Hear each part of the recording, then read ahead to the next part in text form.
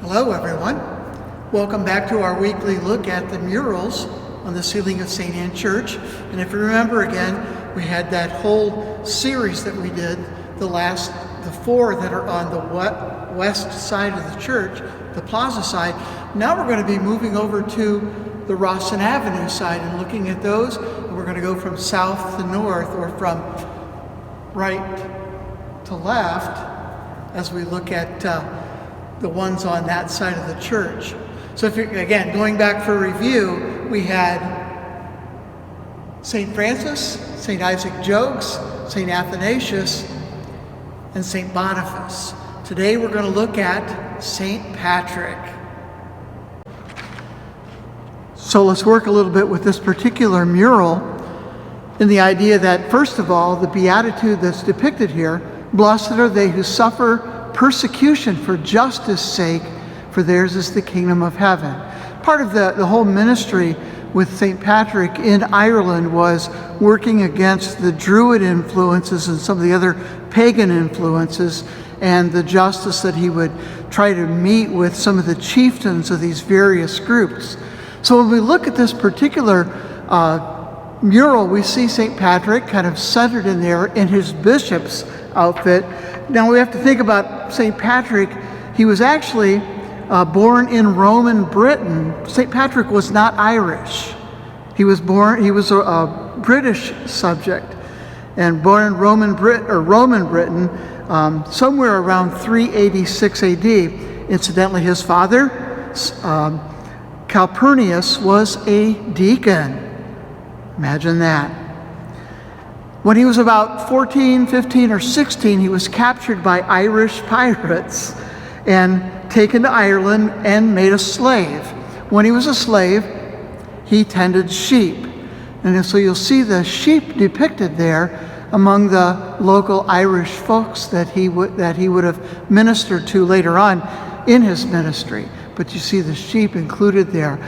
During his time as a shepherd, kind of like David did as a shepherd, became more and more entrenched in his faith, his Catholic faith. And so as he was doing the tending, he had a vision, and in the vision he was escaping. And he escaped by ship back to England, where he eventually went to seminary and became ordained a priest and then a bishop. And then he felt the call to go back to Ireland to convert the Irish, pagan Ireland, the Druids, and that kind of background to Christianity. He studied priesthood in France, which I found that a little bit interesting as well. And then he was again an ordained priest and bishop. Around 432 is when he went back to Ireland. And there were significant problems with the local chieftains and pagan practices, but he did establish churches and monasteries and schools. And you can kind of see in all of that, there's kind of a monastery in the background, although there's no direct link to any building that I could notice in doing some searching on it. One of the other things is he famously used the shamrock as his example of the Holy Trinity to kind of fortify the teachings. Interestingly, St. Patrick was never formally canonized. His canonization, and why we treat him as a saint, is because of the first reverences to him locally in Ireland and then moving out. And you'll find that he's revered in the Catholic Church, but also in the Anglican Communion, and he's also revered by the Eastern Orthodox Church. So again, as we look at this particular picture, we see to our right the faithful that are there, and including the sheep that I mentioned before. If we look to the left, what I think, or who I think is depicted there, is first of all St. Aluran.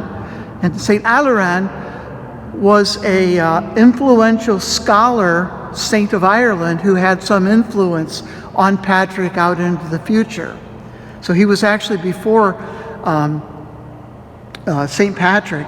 And then St. Bridget of Kildare, who came a little bit after St. Patrick, but she's the famous saint who was influenced by both St. Aluran and St. Patrick, And then she's the saint who's famous for her comments about wanting to offer a lake of beer and a lake of ale for our Lord. All right.